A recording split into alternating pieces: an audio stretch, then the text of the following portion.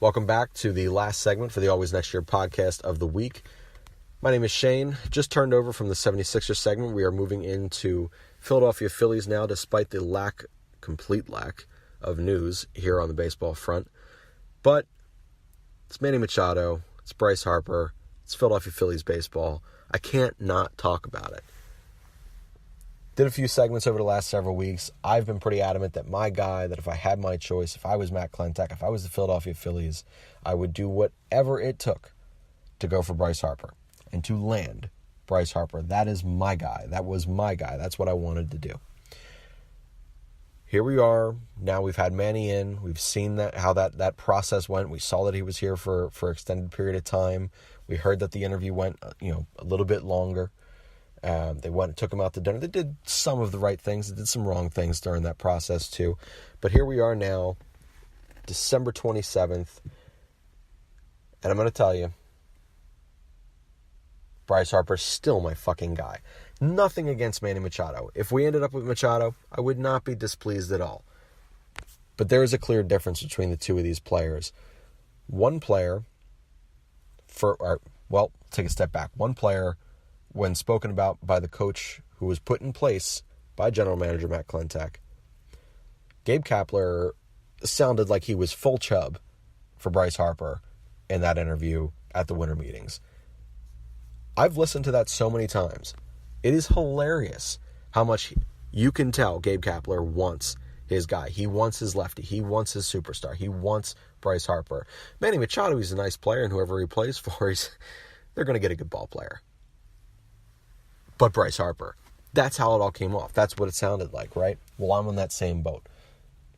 If I ended up with Manny Machado instead of Bryce Harper, again, you're still getting a premier player at the age of 26 that you're going to have controlled for, the bulk of his prime. That being said, one of these two players has the desire that when 50 years from now, when you're explaining to your kids and your grandkids and all that shit, who and what made you love the game of baseball and love the Philadelphia Phillies, for a lot of us right now, it's Mike Schmidt, it's Steve Carlton, it's Jimmy Rollins, it's Chase Utley, it's Ryan Howard, it's Cole Hamels, it's whatever. It's those guys, and that's what they are to Philadelphia. When we think baseball, for guys my age at 29 now, who made you love baseball? Ken Griffey Jr., or Albert Pujols. For me, it was Craig Biggio at the time. There are these guys that you immediately sit there and think, okay, professional baseball, this is the face and name that comes to mind. Bryce Harper wants to be the only face in baseball for the history of this game.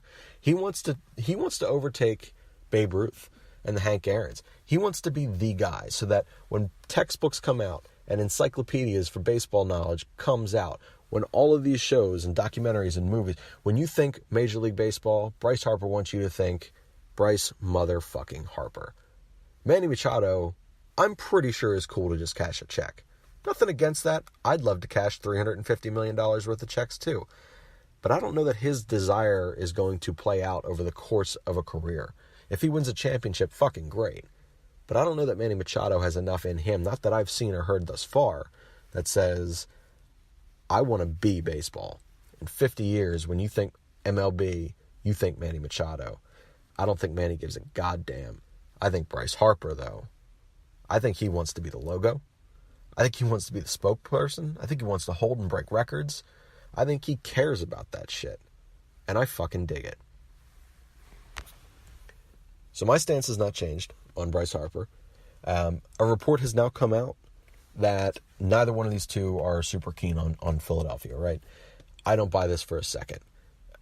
I believe almost everything is conspiracy and marketing ploys in different ways to generate additional interest and last-minute buy-ins and last-minute bids from all these other organizations, be it the Dodgers after that trade, be it the Yankees because they're the fucking Yankees.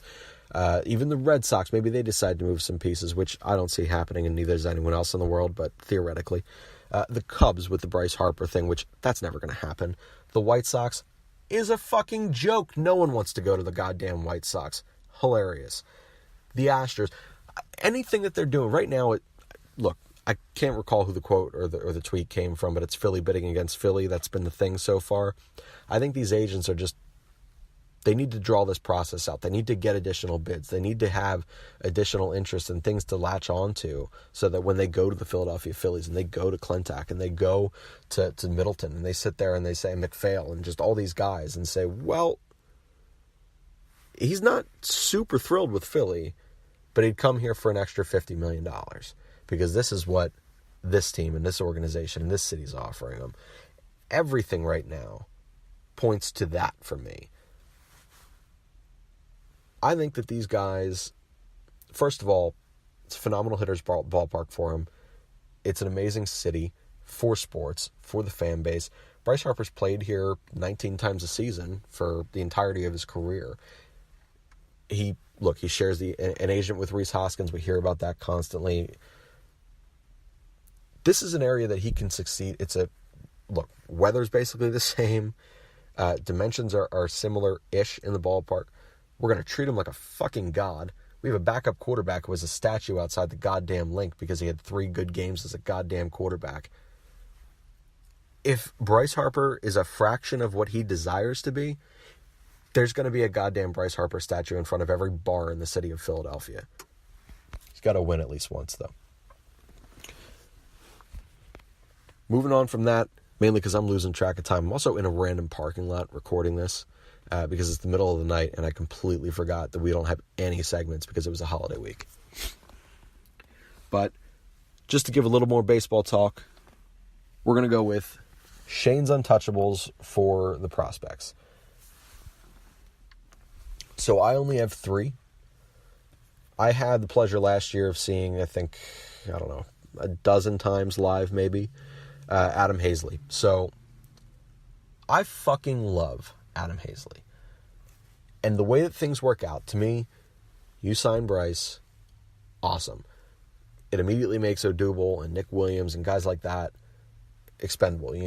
I would be fine going into opening day with Kutch in left, with Roman Quinn. Now, his health is his health, but Roman Quinn in center, and then Harper in right. Hazley, to me, is not that far away from being a major league outfielder and a major league bat. He needs to figure out how to get the most out of his bat in terms of power, but his contact, he's got great hands. He is an average to above average defensive outfielder, but I think that he can make up for a lot of it with good jumps and playing in a ballpark that's not super difficult to play in. That's going to lend some help to him. But theoretically, I think that Hazley could be up middle of the year. So when Quinn undoubtedly gets hurt, because he will, as much as I love Roman Quinn, you can't count on him for 150-plus games a season. You have Hazley there. To me, of all the outfield prospects, he is the one that I would bet on first to have a very successful, very long MLB career. Beyond that, Mickey Moniak.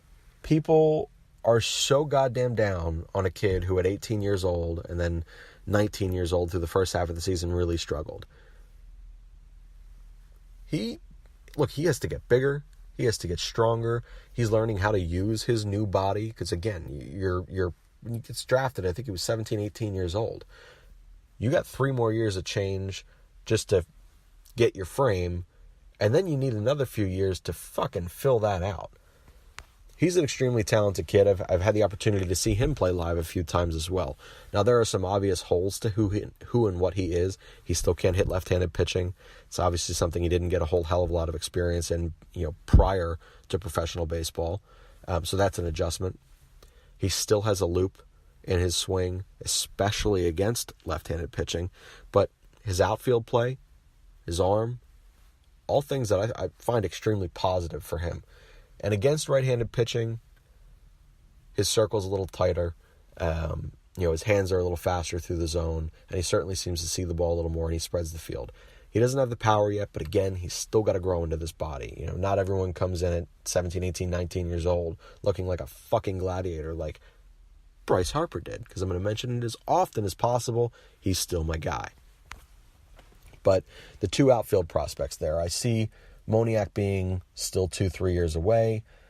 Kutch is only here for 3 years, a 4th-year option. I don't foresee him going to that 4th year. I don't really foresee him being an everyday outfielder. 3 years from now. Now, it's not to say I dislike this Kutch deal. I think it's great. You know, I don't give a damn about the price. Some people are pissed off that we're giving him $16.5 million a year, whatever it is. I don't care. I think he's worth a penny. Doesn't matter. Or worth every penny, excuse me.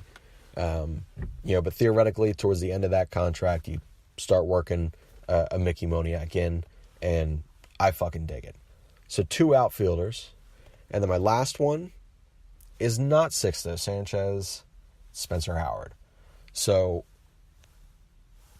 I'll be 100% honest. I have not seen him pitch live. I've watched a ton of video on him since he became this talked about prospect. And for me, I didn't see a whole hell of a lot or hear a whole hell of a lot from him until the winter meetings when, and I can't even remember who the tweets were coming from now, but they were sitting there and they were saying, oh, this is the name being floated in deals right now. And I'm sitting there saying, I know he was a second round pick or whatever over the last year or two. What's he got? Well, I watched him and I fucking dig it. To me, as high of a ceiling as Sixto Sanchez has, he's got injury history so far. And for pitchers, it's just super fucking concerning for me when you have those elbow and those shoulder things, especially at his age. I wouldn't sit there and jump at the chance to trade Sixto Sanchez. But if you could put him in a deal for Kluber, cool. Fucking go ahead and do it. That's probably the one. You know, if not, I mean, you wouldn't have to give him up in a Trout deal, I don't think. You know, but because Trout can pretty much force where and what he wants to do if he doesn't sign extensions, which we hear on WIP, you know, constantly when people call in. But I wouldn't jump at the chance to trade Sixto. I'm just not totally convinced that health-wise he's ever going to be a 200-inning guy. But again, a lot remains to be seen there. Spencer Howard, a little older, bigger body. You know, I think that's a guy that could really be a top end of the rotation guy and consistently be able to command 200 innings a year. So I got asked the question this week from honestly, it was just random people at my work. They're patrons who didn't suck, and that's a rarity. I do have regular patrons that come in, and this is a group of those regular patrons. They had asked me of the MLB talent that's on the roster right now, rank my top 5 as to who I would get rid of first right now with all the moves that have been made. Not all the moves, the 2-3 moves that have been made thus far. So I told him my first MLB player moved on the Philadelphia Phillies would be Cesar. For who and what he is, I think we've already seen his ceiling. And I've watched Scotty Kingery play a ton of minor league baseball, and I've watched him play a ton of major league baseball. I understand the holes to his game right now. I think that he was basically set up to fail last year. You know, I think you're asking a lot, signing a guy who's never played, you know, the game before to $5+ million a year, to signing that contract, a nearly unprecedented contract at that, and then making him basically your Swiss Army knife, you know, playing right field, then left field, then third base, then shortstop. Then I think he only played a handful of games at second base throughout the entire year. But he was bounced around all over the place, and he was hitting 7th and 8th, then he was hitting 2nd, and then he was hitting 5th, and then he was just bounced around, and there was zero consistency. And when you're learning the next level and the highest level of a game, you need some consistency. And he never had that opportunity.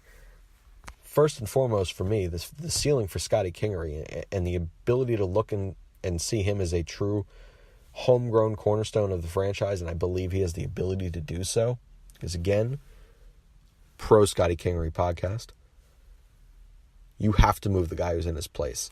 We know that Cesar, and especially, last year it comes out he was dealing with that broken foot throughout the second half of the season. We know that this guy can hit.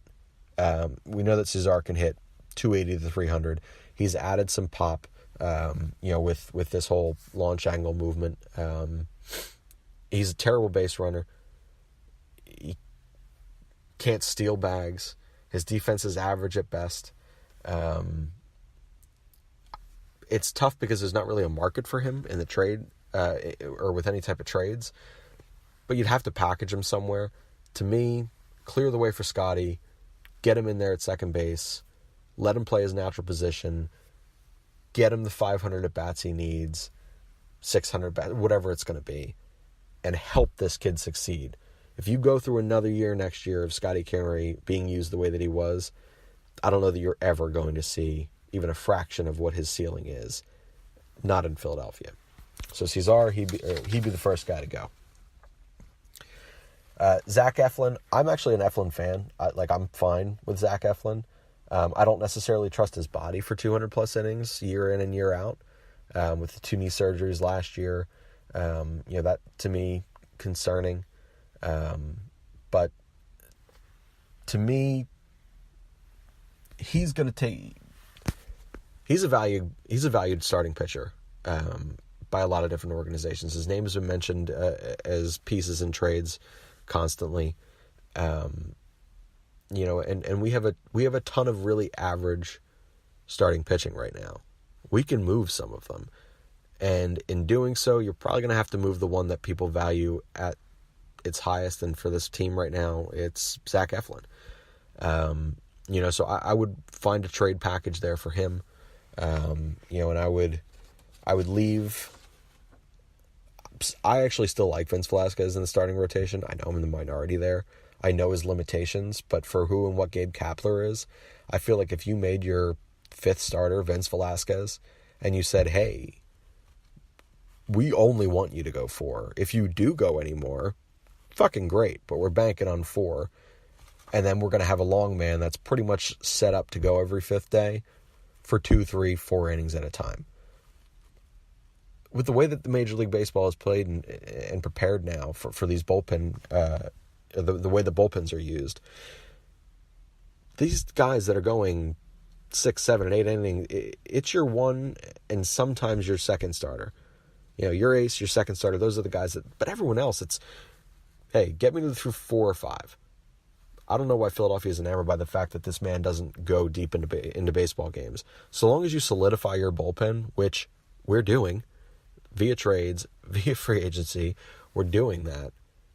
Who cares if you have Vince Velasquez? If Vince Velasquez goes 4, 5 innings every 5th day, has an ERA of 3.5 to 4.5, I don't care. That's fine. I dig that. Going into the postseason, we can use him as a long man. I dig that. So I still like that, and I also still really like Nick Pivetta. So Zach Eflin for me would be the next guy going. Make some room. Use him maybe in a trade to acquire a true number 2, that you can pair with Aaron Nola. Beyond that, Nick Williams. I like Nick Williams for who and what he is, but he's the most replaceable baseball player I've ever seen. I think that people will sit there and look at him and say, hey, he was a former 2nd-round pick. He was a former top prospect. He's shown the ability that as a consistent starter, he's going to do well. He's an average defensive outfielder. He has some pop. I think that there's some attraction to him, but I'm just totally not seeing it. I do not care. If someone told me tomorrow that we traded him, whatever. Give me a bullpen piece. Just fucking get me another quality bullpen piece for him. Don't even care. Ship him out. Nothing against him. There's nothing sexy to me about Nick fucking Williams. After that, and this one is completely contingent upon, do we get Bryce Harper? Because for what the contract is, you should probably keep this guy. Odubel Herrera, for as maddening as he is, his contract's super team-friendly, and he does have the ability to hit for a high average. He added pop. If he can put his first few years of average with the Philadelphia Phillies with last year's pop and create some of the... last year, or 2 years ago, I think it was now, he was drawing walks at a clip that was paced with Bryce Harper. Now, that was only for the first few months of the season, and then things started to go back to what Odubel is and was, an aggressive swinger, a free swinger in the box.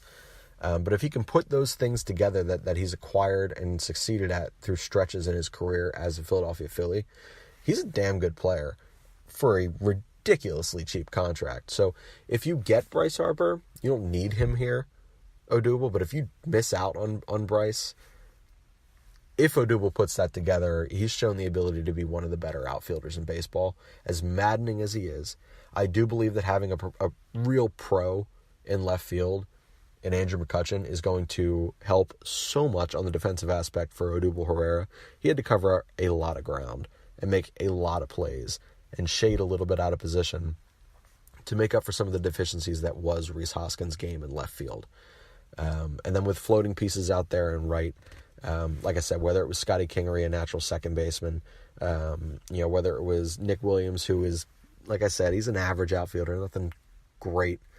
Aaron Alter's actually a pretty good defensive outfielder. He's garbage at the or in the box. Like, I can't stand Aaron Alter, but I would say of everyone on the roster from last year, he's probably your best defensive outfielder. But Odubel, bottom line, had to make up for a lot of deficiencies last year.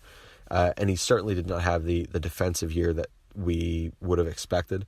And then the offensive game, like I said, he learned a different style and approach at the plate. I think if he can put everything together, if we don't get Bryce Harper, you keep him. If you get Bryce, that's an attractive piece in a trade for me. The last one that I would trade, and look, if you would have listened to our shows last year, if you would have read my articles last year, I was saying take Maikel Franco and send him to fucking anywhere. Let him play for the Hiroshima Knights. I don't give a damn. Just send his ass away. I never wanted to see him in a Phillies uniform again. Well, that's the player who had our best average last year. He carried us through, the first 4 weeks after the All-Star break. He played average defense. His defense has gotten better every single year. Is he a maddening player? Is he frustrating to watch? Yeah, he is. Do I like Maikel Franco? Not particularly. But would I be in a rush to trade him? Not so much. So he'd be like the last guy of the top 5 MLB players that we could move off this roster right now that I'd be willing to move. And that's specifically, again, if you get Bryce Harper, you keep Franco. If you get Machado, you fucking move him. Like, this shit is what it is. And a lot of the pieces of this puzzle are going to be, I think, very quickly fixed or very quickly solidified once one of those guys are signed, if they are signed here in Philadelphia. Other guys that I would want gone, and honestly, they can just, look, I don't care, just put them on a fucking train somewhere and send them away.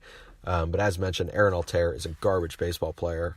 Outside of his defensive ability in the 7th, 8th, and 9th inning, thanks, dude. But he's a piece of shit. And if I never saw him again, I'd be pretty cool with that. And Andrew Knapp, thanks to that one walk-off bomb that meant damn near nothing, but you're a piece of shit baseball player too. So if we don't go out there and get another quality compliment catcher to Jorge Alfaro, I'm going to lose my fucking mind if I have to watch this man go behind the plate and attempt to swing a baseball bat again. That shit is awful. The last thing, and this one I actually got in a text from one of my cousins. He asked me, of all the potential free agent starting pitchers and trade piece pitchers, who would I most likely go after to pair with Aaron Nola? So I love Madison Bumgarner. I think that's the guy. I'm concerned that, and look, the Giants are saying what they need to say, that they want to keep him unless they're blown away. And they'll reevaluate based on team position midway through the year. The Giants aren't going to do anything this year. They're not there anymore. So would it behoove them to sit there and move him for an additional piece or two now versus what they could potentially get at the deadline for a rental? I think that it would. Do I believe that our farm system is deep enough that we could put together a package that says, hey, we understand you're kind of in a retooling period, we could help, but we need a starter. So what would a package look like for me to get Madison Bumgarner? I think that's one where Franco might go. I know Longoria's over there, and that is what it is. But I think that you could package a few pitchers, one of which being Zach Eflin. Trying to think. Again, I know I said I wouldn't move Hasely and Moniak, but if it came down to moving one of them, it doesn't really matter to me. If you have to take one, gun to my head, take whichever one. Don't really care. I think we're going to be fine both ways. But, which, again, totally devalidates my second point of this podcast of untouchables. But I'm pretty sure one of them would have to go. And then I think Adonis Medina is probably your pitching prospect that goes. But it would be completely contingent upon, can we get him to sign a long-term contract here? But for a guy who has shown, look, I'm still fucking hard over his postseason several years back. That dude was insane. So to put him in Philadelphia in this market and to let him play in big games and pitch in big games after or before, don't really care at this point, Aaron Nola, that's like fucking sex in October, man. I cannot wait for that to potentially be a possibility. So if it were up to me and I was Clintac, I would figure out what the hell it would take. Make sure that you didn't completely bleed yourself dry and completely overbid and overspend for someone like Madison Bumgarner at this state of his career, but pick up the phone. Fucking see what it would take. I think that would be pretty goddamn legit. If you had Aaron Nola, Madison Bumgarner, if Jake Arrieta returns to semi-decent form, he's a pro pitcher too, and I would trust him in the last months of the season with meaningful baseball being played. I know last year is going to rub people the wrong way. Jake Arrieta did not exactly impress me for half of his starts. The other half of the starts, he was basically as advertised over the last 2 years. But put that pennant race September and then postseason October, I'd trust that man with the baseball. So those three guys, plus you're going to get another year of Vince Velasquez and Nick Pivetta, and I'm still a huge Jared Eichhoff fan. If that guy can get himself healthy and right, I think that he's a really interesting and intriguing piece. So who knows what is going to happen there. But if those three names at the top don't excite you, I think you're fucking crazy. Look, this was supposed to only be 15 minutes of Philadelphia Phillies baseball talk, but I can't stop. There's not even any fucking news right now going on, and I still can't stop talking about Philadelphia Phillies baseball. Every day I listen to podcasts, I listen to the radio, I sit there and I read articles and I research shit that doesn't even matter to anyone else on the goddamn planet, but I can't fucking stop because we're so goddamn close. We need one of them. Bryce Harper, Manny Machado, my guy would be Bryce. Don't really give a damn. At this point, just fucking get one of them and let's move on with our lives and figure out the rest of this puzzle. And let's go find a winning goddamn baseball team in Philadelphia again.